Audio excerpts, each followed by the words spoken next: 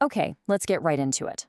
We all know Python is an incredibly powerful language, but what really separates someone who writes a few scripts from someone who engineers professional, large-scale applications? Well, in this explainer, we're going to unpack some amazing insights from experts at places like Nokia and PayPal to map out that exact journey. We're going to see what it truly takes to level up your Python game. So, this is the big question we're tackling today, right? And it's not just about learning more syntax or a new library. It's really about a fundamental shift in how you think, how you structure your code, and how you deploy it. We're talking about the jump from hobbyist to pro. And here's our roadmap for the journey. We're going to start with the Pythonic mindset. Then we'll get our hands dirty with the core tools for writing clean code. After that, we'll level up to building production-ready systems. And finally, we'll see how this all comes together in the real world. First things first, before you even write a single line of advanced code, you've got to get into the right headspace. See, becoming a professional Python developer starts with embracing the culture and the whole philosophy of the language itself. You know, these philosophies aren't just some abstract ideas. They directly guide how you should build things. Now is better than never, for instance, isn't an excuse for messy work. Not at all. It's about fighting that paralysis of trying to be perfect from the start. Just build something, get some momentum, and then make it better. Then there's explicit is better than implicit, which is really the heart of good Python code. It should be so clear that it almost reads like plain English. And that ties right into starting with an MVP, a minimum viable product. Get a working version out the door, test your ideas, and build from there. And speaking of building things in the real world, here's a quote from our source material that might just change how you see a very popular field. If you think machine learning is all about crafting these super complex algorithms, well, think again. The reality is, it's mostly about plumbing. That's right, 70%. That's huge. It means the vast majority of work in a typical machine learning project isn't the glamorous model building part, it's the data engineering, the cleaning, the transforming, and managing all that data. And this is exactly where Python, with awesome libraries like pandas, becomes absolutely critical. It's the engine that powers that 70%. Okay, so with that mindset established, let's get down to the brass tacks of writing code. We're talking about the practical tools and conventions that make your code clean, organized, and honestly, a joy for other people and your future self to read. The starting point for any serious Python dev has got to be PEP8. And I love this analogy. It's basically the table manners for writing code. It's the shared set of rules that make sure everyone's code looks and feels the same, which makes working together so much easier. Now, that same philosophy extends to how you structure your entire project. All these principles, from limiting how deeply you nest your code to organizing things into packages, are all about making your code readable and easy to maintain.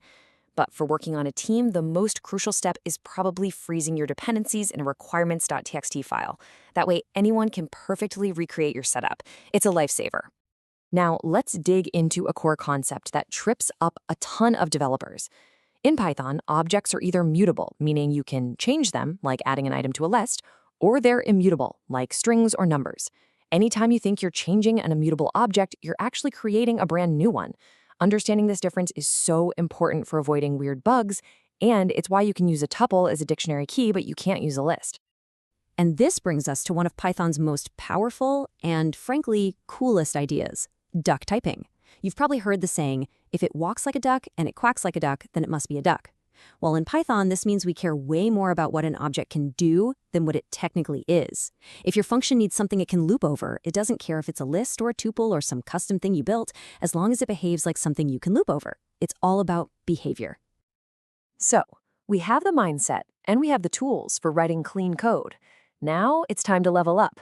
This next part is all about taking those individual scripts and files and engineering them into robust, reliable systems that can actually handle the chaos of the real world. Look, if you want to build software that you can trust, automated testing is just non-negotiable. And the standard pattern for writing a test is beautifully simple. Arrange, act, assert. First, you arrange the world for your test. Create any data you need. Then you act by calling the one piece of code you're testing. And finally, you assert that the result is exactly what you thought it would be. This simple loop is the bedrock of building confidence in your code. Now, for a topic that can be a little tricky, but it's absolutely essential for performance, concurrency.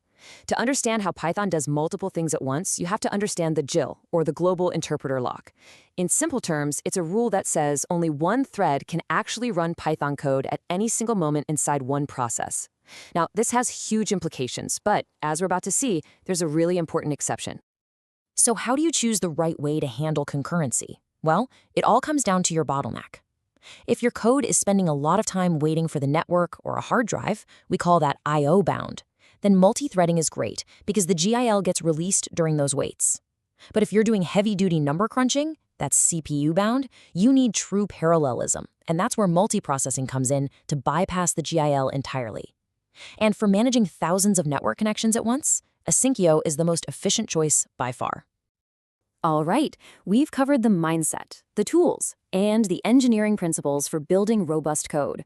For our final section, let's zoom out and see how these skills get applied in some of the most demanding, high-impact areas in technology today. I mean, just look at this. It really shows the true breadth of Python's ecosystem. It's not a language for just one thing. It's a dominant force in data science, a total powerhouse for web development, it's the backbone of cloud automation, and it's even changing the way we manage giant computer networks. So what happens when your data gets way too big to fit on a single computer? Well, you turn to cluster computing, and Python is a first-class citizen here, mostly through a tool called PySpark. This lets you write Python code that can manage jobs across a huge cluster of machines, making it possible to work with datasets that are terabytes or even petabytes in size. The modern cloud is pretty much built on automation, and Python is the language of choice for so much of it. Whether you're deploying web apps on platforms like Google App Engine or building super efficient event-driven systems with serverless functions like AWS Lambda, Python is fully supported and incredibly popular. Let's make that 70% number we talked about really concrete. A typical ML workflow leans on Python at every single step. You load and explore data with pandas, you split it and train your model with scikit-learn's simple .fit method, and then you evaluate and tune that model to find the absolute best version. Python is there for the whole ride. In modern automation, speed is everything. In fields like network engineering, where you need to stream tons of data from devices, traditional text-based REST APIs can be a real bottleneck. But modern tools like gRPC, which use a much more efficient binary format, can be up to 7 times faster. And of course, Python has excellent libraries for working with it. And this is where that performance really, really matters.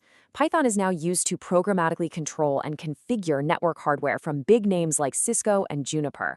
Libraries like NetMiko and Napalm let engineers manage huge fleets of routers and switches with code, completely revolutionizing a field that used to be entirely manual. So if there's one core idea to take away from this whole journey, it's this. Python's true superpower, its incredible adaptability. It's the universal glue that connects all these different worlds, data science, cloud computing, network engineering, making it one of the most versatile and valuable tools a developer can possibly master. And that leaves us with a final question for you. We've seen the path, from the core principles all the way to the cutting edge of cloud computing and network automation. So given this vast and exciting landscape, think about your own journey. What part of this Python universe really sparks your curiosity? Where are you going to dive deeper next?